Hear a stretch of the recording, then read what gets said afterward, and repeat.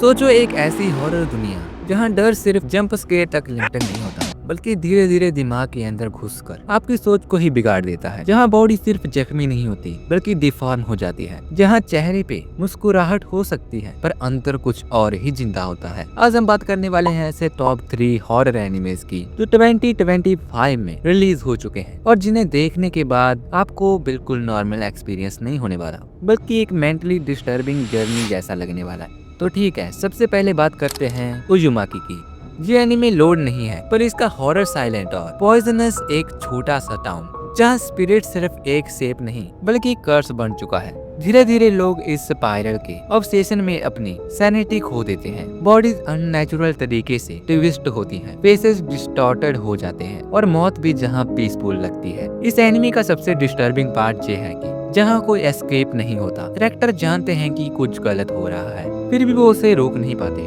गोर लिमिटेड है, पर जब आता है तो इतना अनकंफर्टेबल हो जाता है कि स्क्रीन से नजर हटाने का मन करने लग जाता है। अजुमाकी एनिमे जे फील करवा देता है। कभी कभी हॉरर का मतलब चीखना नहीं होता, बल्कि चुपचाप टूटना होता है।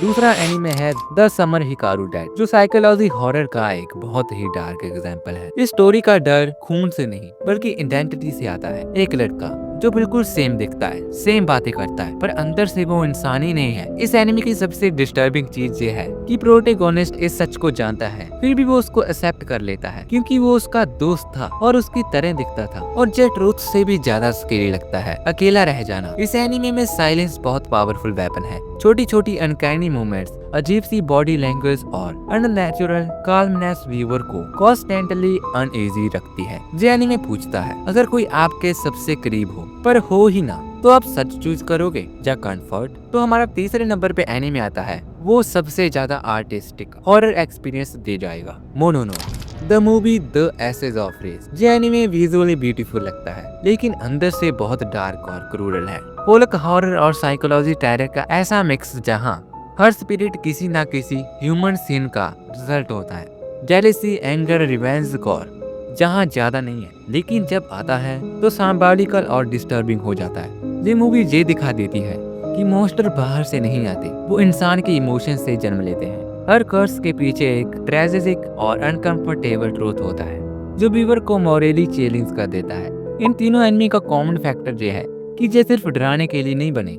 ये एनिमेज आपको अनकंफर्टेबल फील करवा देंगे। ये आपसे पेशेंस, स्ट्रॉन्ग माइंड और इमोशनल मैच्योरिटी मांगते हैं। अगर आप सिर्फ एंटरटेनमेंट या कैजुअल हॉरर चाहते हैं तो ये शोज आपके लिए हैवी लग सकते हैं। लेकिन अगर आप हॉरर को एक आर्ट, एक साइकोलॉजिकल एक्सपीरियंस और एक डार्क रिफ्लेक्शन के रूप में देखते हैं तो ये तीनों एनिमे आपके लिए एक मास्टरपीस बन सकते हैं। कभी कभी सबसे स्कैरी चीज कोई मॉन्स्टर नहीं होता, बल्कि वो एहसास होता है जो एनिमेज खत्म होने के बाद भी आपके साथ रह जाता है।